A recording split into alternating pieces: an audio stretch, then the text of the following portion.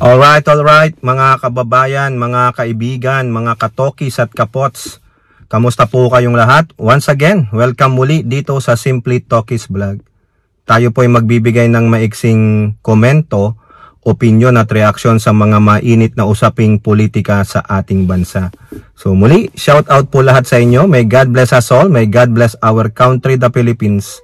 And may God bless the Marcos administration and protect it from the forces of kampo ng kadiliman and their minions. So pag-usapan natin mga kababayan, ito pong dalawang senator ng padapa laban na nag-number 1 at number 3 sa katatapos lamang po na midterm election 2025. Kasi po, mukhang may napipinto pong lalabas na mahalagang papel sa kanila manggagaling sa ICC. Go at bato, tawa now, iyak later. Kasi po meron pong ibinalita dito sa The Manila Times, tungkol po ito sa sinasabi ni Attorney Cristina Conti. Siya po yung Managing Counsel at the National Union of People's Lawyer na nagre-represent doon sa mga pamilya ng peking drug war ni Digong. At ganun din po, hindi po napatalsik ang tinik sa lalamunan ni Pusit. Doon po sa mga itinalagang prosecutors na nanggaling sa HOR o yung House of Representatives, 11 po yan originally, 2 lang po ang hindi na-re-elect. Mamaya sasabihin natin kung sino sila. Okay, so simulan natin mga kababayan, yung tuwa now o tawa now, iyak later. No, yan po ay si Bongo at si Bato, the Puncher Authentic Kalbo. Ay mali. Sorry naman po. Bato de la Rosa. No, kasi po itong dalawa na ito surprisingly ang laki po ng mga botong nakuha nila. So, ngayon sila ba'y maproprotektahan ng Senado dahil meron pong katotohanan na sinabi si Attorney Cristina Conti, the Managing Counsel, no, ng National Union of People's Lawyer. ICC trial looms for Go Bato. Ayon. Kaya ngayon, tawa-tawa muna. Mag-celebrate muna sila. Lalong-lalo na si Bongo at pati si Bato. Si Bato talagang noon nangangatog na po ang tumbong niya kung ano-ano ang pinagagawa niya. Iba naman si Bongo, halimbawa tuloy. Iba naman si Bongo abala sa kanyang pagpapaepal. Kaya nga naging number 1 Di po ba? O ito ang sabi sa balitang ito. 2 of former President Duterte's closest allies, Senators De La Rosa and Go, are likely to face trial before the International Criminal Court, according to human rights lawyer Cristina Conti. Sinabi na natin kung ano po si Conti, the Managing Lawyers of National Union of People's Lawyers, na nagre-representa sa mga biktima ng peking drug war ni Digong na nandoon sa extrajudicial killing. Quote, Bato, I'm pretty sure, will get a warrant of arrest. Bato!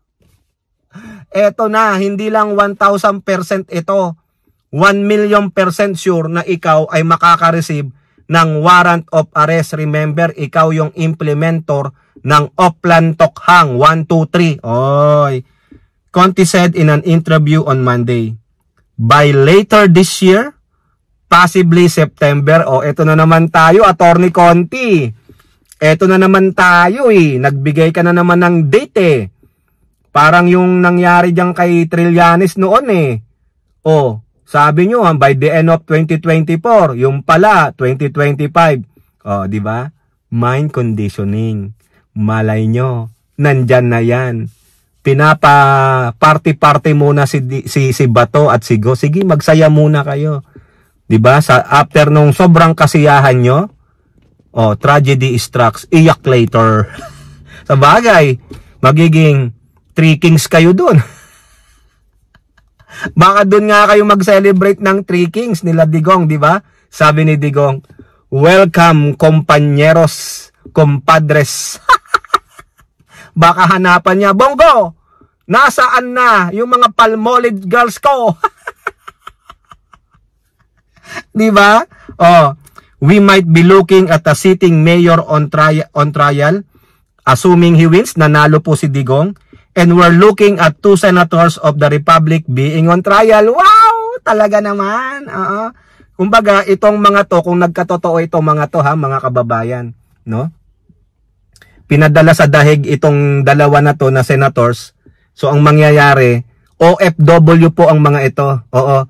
Ito lang yung very kakaibang OFW. No? Yung trabaho nila nasa Pilipinas, pero sila nagtatrabaho sa ibang bansa. Ha? Dinala nila sa ibang bansa yung trabaho nila.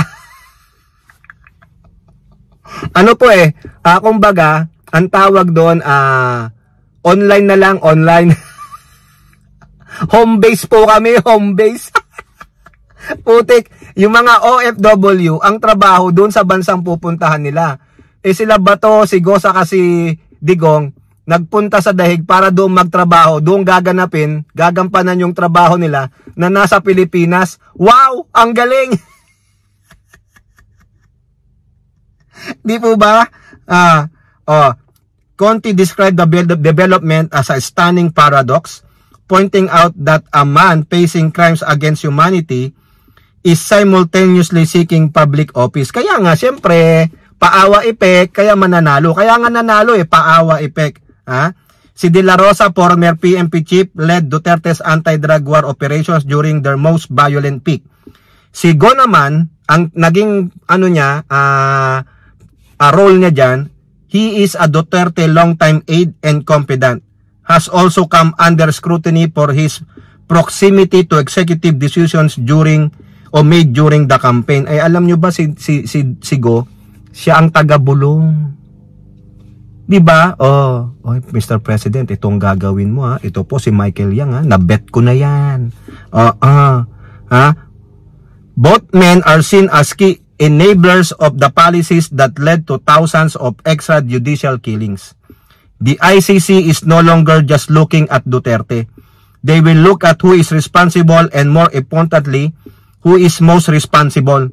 Those who enabled, carried out, or failed to stop the killings can be held liable under international law. Patay na. She said the tribunal is now exploring broader chains of command and culpability. Other than De La Rosa and Go, other former officials such as Justice Secretary Vitaliano Aguirre and former Interior Secretary Ismael Sueno could face charges. Under the doctrine of command and responsibility enshrined in the Rome Statute, senior officials may be held accountable even if they did not physically participate in the killing. Siyempre, administrative, yan, kasama ka pa rin. Quote, those who knew about the killings and continued to support the policy without doing anything to stop it can be held criminally responsible, sabi ni Conti. The ICC is not like our local courts that require a person to have physically pulled the trigger. Ayan po, yari na. Yari kayo. No? Kawawa naman kayo.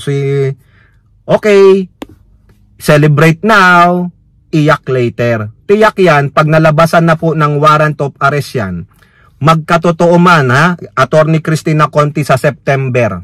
Pero malay nyo, baka mapaaga pa. Pag natunugan niya ni Bato at Go, baka tutulad na yan kay Tibis, tutulad kay Alice Guo, tutulad kay Puganting Roque. Babay muna Philippines, magtago-tago muna kami. Yung mga pronouncement ni Bato noon na, alika na, Trillanes, ikaw na magpusa sa akin. Tapos sabi niya, magsisik ako ng tulong sa Senate, sa Supreme Court. Tapos sabi niya pa noon, dito ako mamamatay sa aking bayang Sinilangan. Kung ano-anong pinagsasabi niya. Ngayon naman yung latest niya, sabi samahan ko doon si Tatay Digong. Kung ano-ano nang pinagsasabi, windang na siya. Maski nanalo pa siyang senador, hahabulin siya ng warrant of arrest. Hahabulin ka ng Interpol, Bato at Bongo. Kaya wag kayong pakampante. Nandyan lang naman kayo sa Senado para iligtas ang amo ninyong si Tokmol na Vice Presidente sa kanyang impeachment. Dadaan sa butas ng karayom si Pusit pero malamang alam na.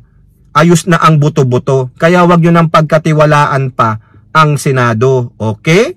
O now, pasok naman tayo dito sa mga prosecutors na itinalaga ng HOR para sa impeachment ni Pusit.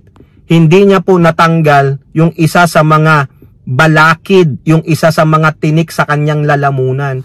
Kasi po, 11 po yan mga kababayan, ano? Sa 11, tanging si Jill Bungalon, tumakbo po siyang congressman sa doon kila Excel Lagman, natalo po siya. So, wala po siya. Ganun din si former Representative Acharon, hindi rin po siya nakuha mga kababayan. So, out of 11, 2 po ang hindi na-re-elect mga kababayan. So, nandiyan pa rin si Congresswoman Beatrix Luistro.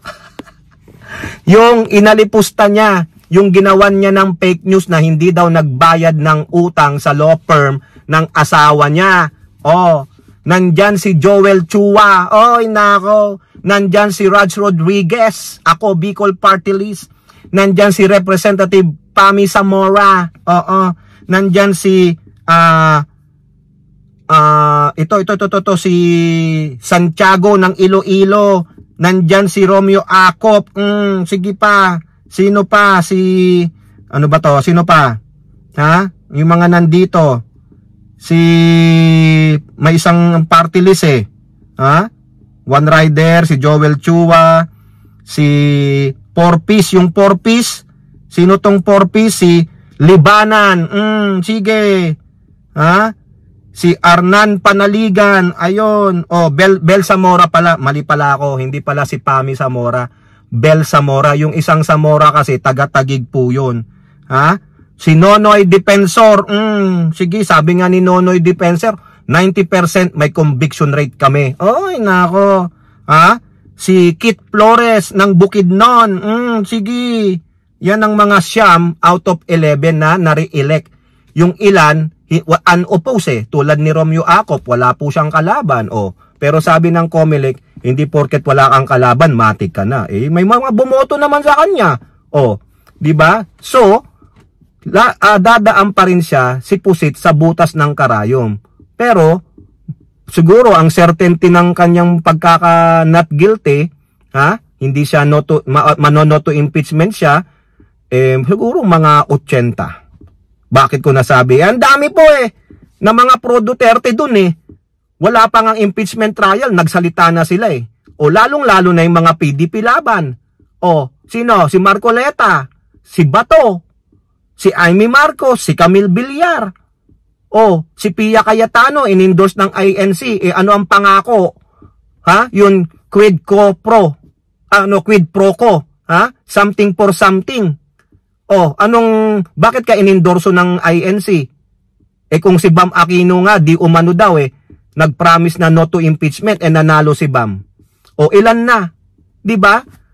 Go, Bam Aquino, Bato, Marcoleta, Pia Cayetano, Camille Villar, Jaime Marcos, 7 yan. Sa 8 inendorso ng Iglesia ni Cristo na ayaw ng impeachment para kay Duterte. Therefore, susundin ninyo? Kung umoo kayo, bakit kayong 8 kasama si Rebilla na hindi nanalo?